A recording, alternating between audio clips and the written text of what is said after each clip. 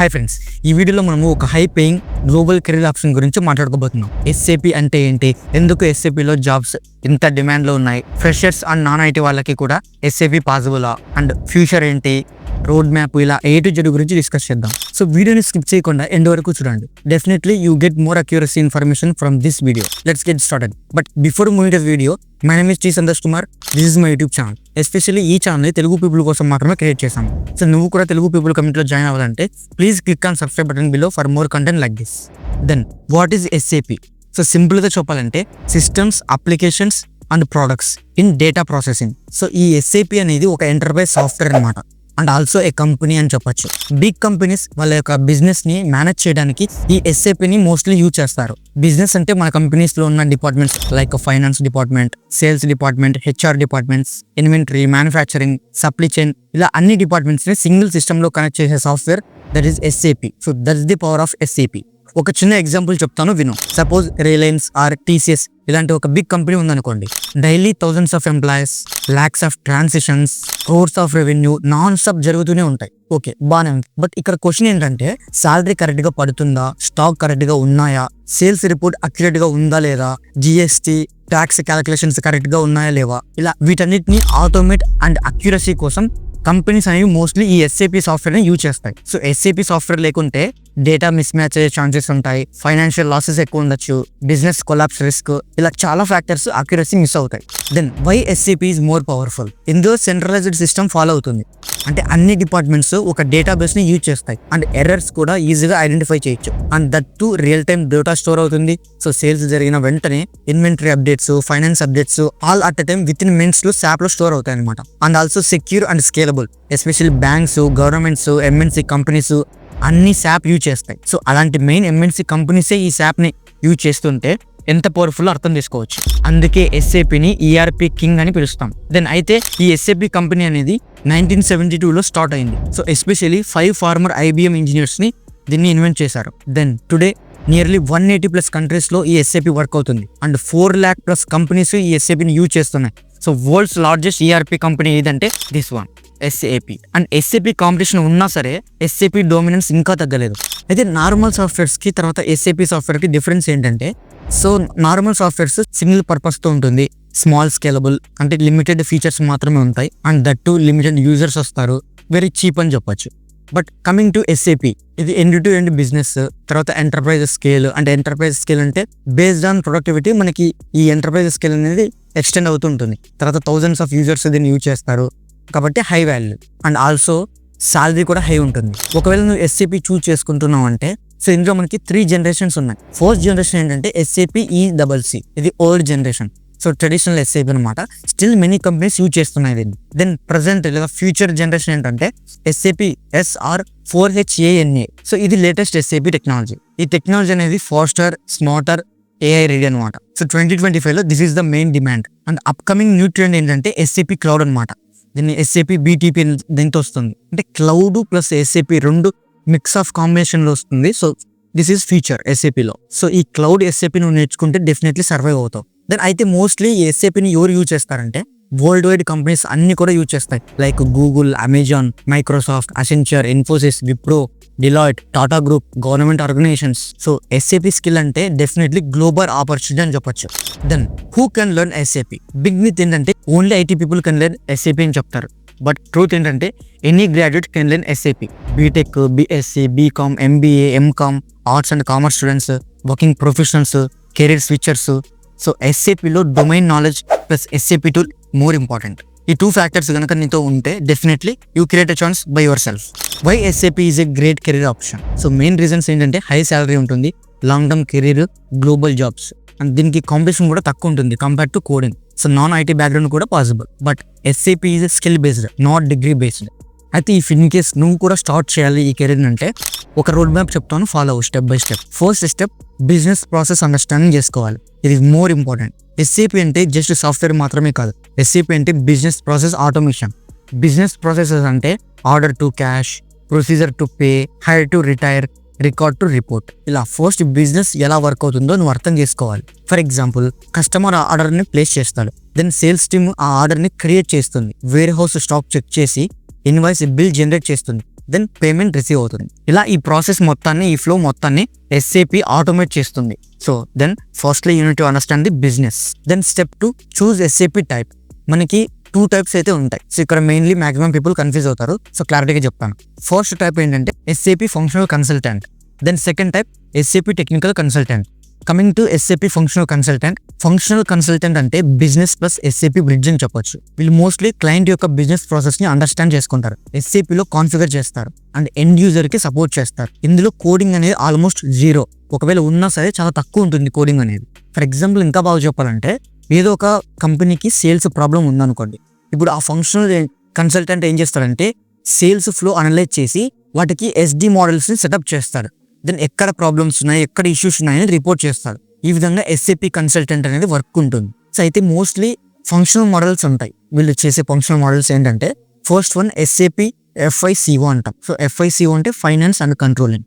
So ఇది number 1 demanded module. ఈ మాడ్యూల్ని ఎస్పెషల్లీ ఎందుకు యూజ్ చేస్తారంటే accounting, tax, GST, profit and loss, balance sheet, వీటి కోసం ఎస్పెషల్లీ యూజ్ చేస్తారు. ఈ model best for BCom, MCom, MBA finance, commerce background ఇలా ఎవరికైతే ఉంటారో ఈ మోడల్ పర్ఫెక్ట్ సూటబుల్. సో ఇందులో మనకి సాలరీ అనేది ఫ్రెషర్ కింద 4 to 7 LP ఉంటుంది. ఒకవేళ నీకు ఎక్స్పీరియన్స్ వచ్చిన తర్వాత 15 నుంచి 30 LP వరకు ఉంటుంది. దెన్ సెకండ్ రూల్ ఏంటంటే material management. That means SAP MM అంటాం. ఈ మోడల్ని ఎందుకు యూజ్ చేస్తారంటే purchase, vendor management, inventory, stock, వీటి కోసం ఈ మోడల్ని యూజ్ చేస్తారు. ఈ మోడల్ అనేది ఎవరికి బెస్ట్ అంటే మెకానికల్ చేసిన వారికి, తర్వాత సప్లై చైన్, ఆపరేషన్స్ బ్యాక్గ్రౌండ్, ఈ విధంగా ఎవరికైతే నాలెడ్జ్ ఉంటుందో వారికి best. Then next SAP SD, that means sales and distribution. Then especially ఈ మోడల్ని ఎవరు యూజ్ చేస్తారంటే సేల్స్ ఆర్డర్స్ కోసం, బిల్లింగ్కి, కస్టమర్ మేనేజ్మెంట్కి, వీటి కోసం ఎక్కువ యూజ్ చేస్తారు. అయితే ఈ model best for MBA marketing, sales బ్యాక్గ్రౌండ్కి suitable. Then fourth model SAP HCM, that means HR అని చెప్పొచ్చు. So basically used for payroll, recruitment, employees data, వీటి కోసం యూజ్ చేస్తారు. So best for HR background, non technical people. Then SAP PP, ఇది production planning based. So especially ఈ మోడల్ని ఎవరి కోసం యూజ్ చేస్తారంటే మ్యానుఫ్యాక్చరింగ్ ప్లానింగ్ కోసం, తర్వాత ప్రొడక్షన్ షెడ్యూలింగ్ కోసం, మేనేజ్మెంట్ సంథింగ్, వీటి కోసం యూజ్ చేస్తారు. So best for mechanical background, తర్వాత మ్యానుఫ్యాక్చరింగ్ బ్యాక్గ్రౌండ్ వరకు ఇది సూటబుల్. సో ఎస్పెషల్లీ ఈ మోడల్స్ అన్ని కూడా మనకి SAP ఫంక్షనల్ కన్సల్టెంట్ కింద వస్తాయి. దెన్ నెక్స్ట్ టైప్ ఏంటంటే SAP టెక్నికల్ కన్సల్టెంట్. అంటే కోడింగ్ ప్లస్ SAP సిస్టమ్ ఉంటుంది ఇందులో. సో మోస్ట్లీ కస్టమ్ ప్రోగ్రామ్స్ ఎవరైతే రైట్ చేస్తారో వాళ్ళకి ఇది సూటబుల్. వీళ్ళు ఏం చేస్తారంటే రిపోర్ట్స్, ఫార్మ్స్ని డెవలప్ చేస్తారు. సో ఉన్న SAP సిస్టమ్స్ని ఇంకా బెటర్ వేలో ఏ విధంగా ఎక్స్టెండ్ చేయాలని ఆలోచిస్తారు. సో కోడింగ్ ఇంట్రెస్ట్ ఉన్న వాళ్ళకి దిస్ ఈజ్ బెస్ట్. అయితే ఇందులో కూడా కొన్ని పాపులర్ రోల్స్ అయితే ఉంటాయి. సో ఫస్ట్ రోల్ ఏంటంటే SAP ABAP అంటాం. సో ఇది మోస్ట్ పాపులర్. సో ఈ మోడల్ని ఎస్పెషల్లీ రిపోర్ట్స్ కోసం, ఇంటర్ఫేసెస్, ఎన్హాన్స్మెంట్స్, వీటి కోసం యూజ్ చేస్తారు. సో బెస్ట్ ఫర్ బీటెక్ లేదా MCA లేదా కోడింగ్ బ్యాక్గ్రౌండ్ ఎవరికైతే ఉంటుందో బెస్ట్ అనమాట. Then second one SAP basis. ఇది SAP సిస్టమ్ అడ్మినిస్ట్రేటర్ రోల్ అనమాట. Especially used for installation, security, performance tuning, database management system, వీటి కోసం ఈ రోల్ని యూజ్ చేస్తారు. అయితే ఈ రోల్ ఎవరికి సూటబుల్ అంటే సిస్టమ్ అడ్మిన్స్కి, తర్వాత లైనక్స్ మీద నాలెడ్జ్ ఎవరికైతే ఉంటుందో వాళ్ళకి suitable. Then third one SAP HANA, especially used for in memory database, high speed analytics, వాటి కోసం యూజ్ చేస్తారు. సో ఫ్యూచర్ మొత్తం కూడా దీని మీద డిపెండ్ అయి ఉంటుంది. Then fourth one SAP BTP. ఇందులో మనకి క్లౌడ్ ప్లస్ SAP కాంబినేషన్తో ఉంది. సో ఫ్యూచర్ కింగ్ అని చెప్పొచ్చు. So especially used for SAP cloud development, integrations, extensions, వీటి కోసం యూజ్ చేస్తారు. సో 2025 నుంచి 2030కి హై డిమాండ్ స్కిల్ ఇదని చెప్పొచ్చు. అంటే రోల్. ఓకే, ఇప్పుడు మనం ఫంక్షనల్ రోల్స్ తర్వాత టెక్నికల్ రోల్స్ గురించి చూసాం. బట్ ఈ రెండింటికి డిఫరెన్స్ ఒకసారి చూడు. So coming to functional, business focused ఎక్కువ ఉంటుంది ఇందులో. బట్ టెక్నికల్ విషయానికి వస్తే కోడింగ్ ఫోకస్డ్ ఉంటుంది. ఫంక్షనల్లో లెస్ కోడింగ్ ఉంటుంది, ఇటు సైడ్ చూస్తే మోర్ కోడింగ్ ఉంటుంది. దెన్ ఇటు సైడ్ MBA లేదా కామర్స్ రిలేటెడ్ ఉంటుంది. తర్వాత టెక్నికల్ కిందకి వస్తే ఇంజనీరింగ్ ఉంటుంది. దెన్ ఫంక్షనల్లో క్లయింట్ ఇంటరాక్షన్ అనేది ఎక్కువ ఉంటుంది. Coming to this one, back and work ఎక్కువ ఉంటుంది. సో రాంగ్ చాయిస్ చూస్ చేసుకున్నామంటే డెఫినెట్లీ కెరీర్ మాత్రం స్లో అవుతుంది. ఒకవేళ రైట్ చాయిస్ చూస్ చేసుకుంటే లైఫ్ చేంజ్ అవుతుంది. But how to choose right SAP model for you? Simple formula చెప్పనా?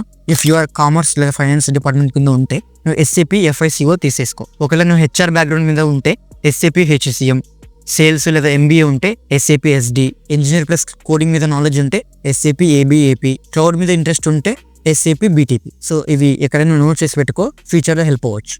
Then how to start SAP from zero. So ఇందులో నేను బేసికలీ 3 పిల్లర్స్ చెప్తాను. First pillar business basics. SAP నేర్చుకునే ముందు బిజినెస్ బేసిక్స్ అర్థం చేసుకోవాలి. ఫర్ ఎగ్జాంపుల్ ఫైనాన్స్ జర్నీ ఏంటి, invoice ఏ విధంగా జనరేట్ చేస్తాం, GST ఏంటి, వీటి గురించి ఐడియా ఉండాలి. ఒకవేళ సేల్స్కి చూసుకుంటే ఆర్డర్, డెలివరీ, బిల్లింగ్ వీటి మీద ఐడియా ఉండాలి.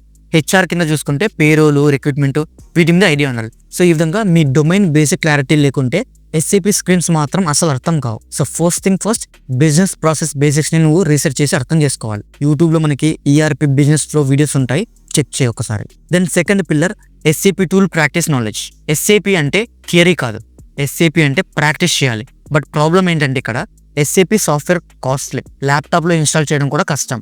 మరి ఎక్కడ ప్రాక్టీస్ చేయాలి బ్రో అంటే ఎస్ఏపి ఐడిఈస్ ప్రాక్టీస్ సర్వర్స్ ఉంటాయి, అందులో ప్రాక్టీస్ చేయి. ఆన్లైన్ ఎస్ఏపి క్లౌడ్ యాక్సెస్ ఉంటుంది, ప్రాక్టీస్ చేయొచ్చు. తర్వాత మనకి ట్రైనింగ్ ఇన్స్టిట్యూట్ సర్వర్స్ కూడా ఉంటాయి. సో ఓన్లీ ఫర్ ప్రాక్టీస్ కోసం మాత్రమే. డైలీ మినిమం ఒక 2 hours హ్యాండ్స్ ఆన్ ప్రాక్టీస్ చేస్తే సరిపోతుంది. Then third pillar, real time scenarios.